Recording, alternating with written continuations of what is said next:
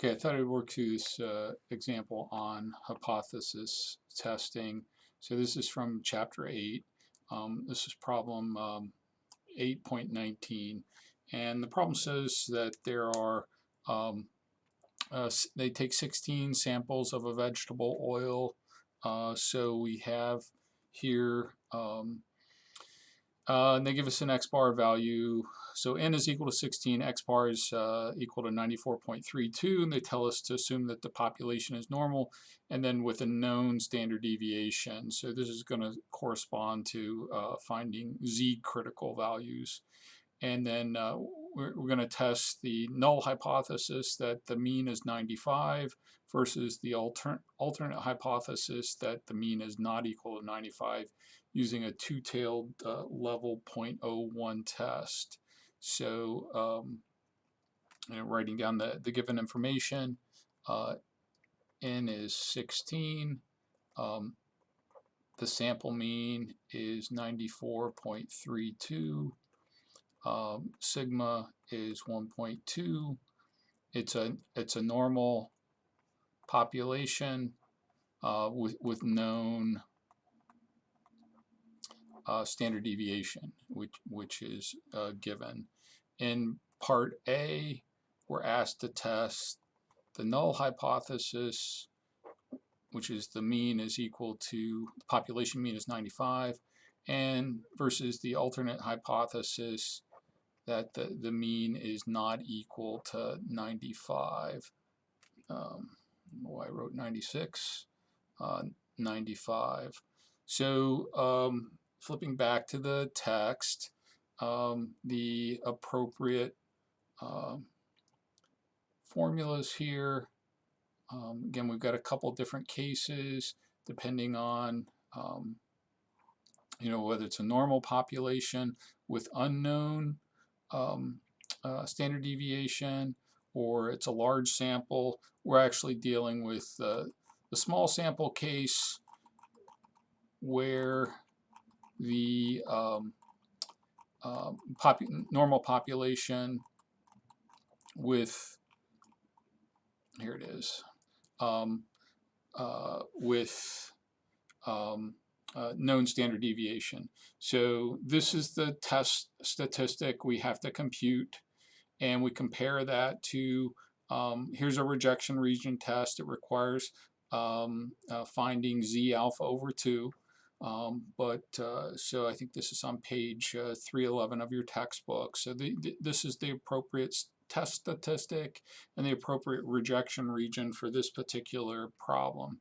So going back to the whiteboard, our test statistic is X bar minus mu 0.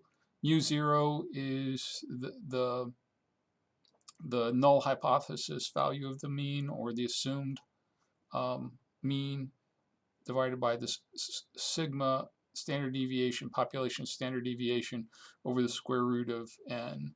So in this particular problem, the sample mean is 94.32. The mu 0 value is 95. Sigma is 1.20, and then square root of 16. And so our test statistic is 2.267. It will be negative if the sample mean is less than the mu 0 value, and so we get a negative value here. We're asked to test at a significance level of alpha equals 0.01. We need the Z alpha over 2 value, which in this case is Z 0.05. You can use table A5 here, which gives T critical values, but if you look at the very last row where the degrees of freedom is equal to infinity, those are the critical values for the normal distribution. So referring to that table, we find that our critical value is 2.576. Okay, for this particular in this particular case, and then we're told to reject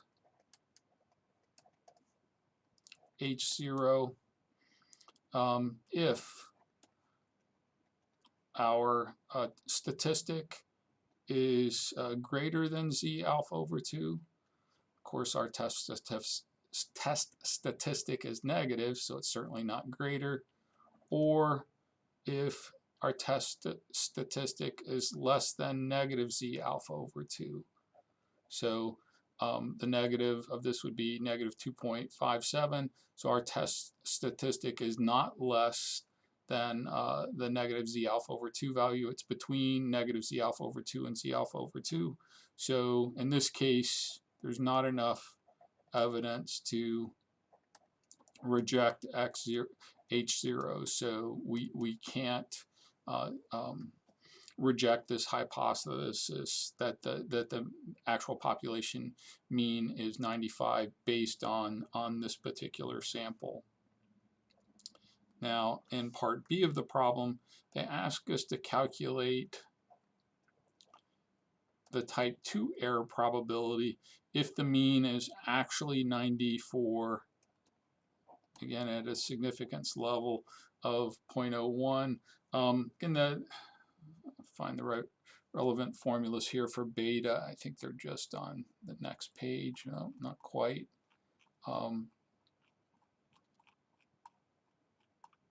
Yeah, so this is on page 314. Again, for this particular case, we're using the two-tailed case. So the beta error probabilities are given in the second column. This is our standard normal cumulative distribution function. We've already got z alpha over 2. Mu 0 is our 95 value, and the same as in part A. Mu prime is this, the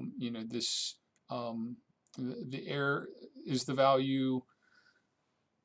How do I want to state this? So in the type 2 error probability, we're computing the error when the mean is actually different from the assumed, and we're not rejecting H0, so that's still an error. And so mu prime is the actual mean value, which is given as 94 now, and all the other parameters are the same as in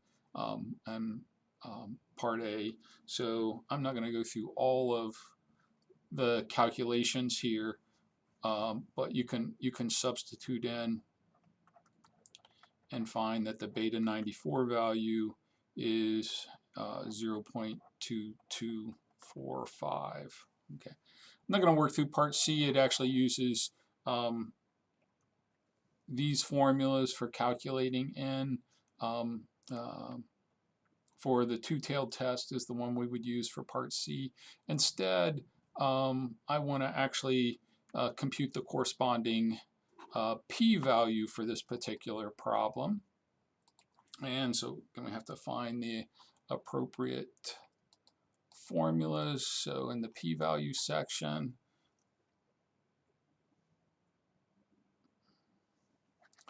here's the decision rule. Let's see, p-values for z-test. I calculate the p-value in this particular case. It's, since we're doing the two-tailed test, it's 2 times 1 minus, again, the normal CDF evaluated at the absolute value of our test statistic. So here p is 2 times 1 minus the evaluated at the absolute value of our test statistic, or 1 minus our test statistic. In this case is negative 2.267, but the absolute value of that, of course, is 2.267. Looking this up in the table in the front of the book, this is approximately 0.9883, and so the corresponding p-value here is 0.0234. Okay. Now to decide whether or not to reject H0 based on the p-value, we compare p directly to alpha. And if P is less than alpha, we reject H0. Since P is greater than alpha, we do not reject, okay, H0. This is the same conclusion that we reached in Part A using our critical values, and that will always be the case. The p-value test will lead to the same decision as the decision based on our test statistic and comparing it to a z critical value. We'll always get exactly the same result. Okay, so the thing here is we do have different formulas depending on, again, large sample, that's still we're still using z critical values. But if a normal population with unknown sigma, then it's actually test about a population proportion. Let me blow this up.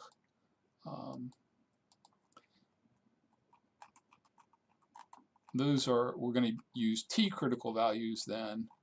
Let me see if I can scroll back and find those.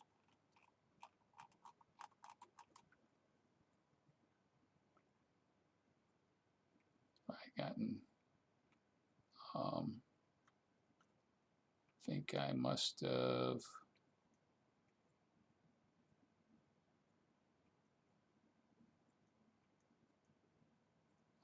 Somehow I got into the wrong section.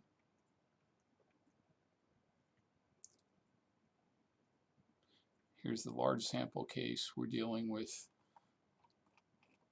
I'm just talking about the normal population with unknown standard deviation. Here's the corresponding test statistic, and this is actually the section I was looking for. And so now we have to actually use these t critical values instead of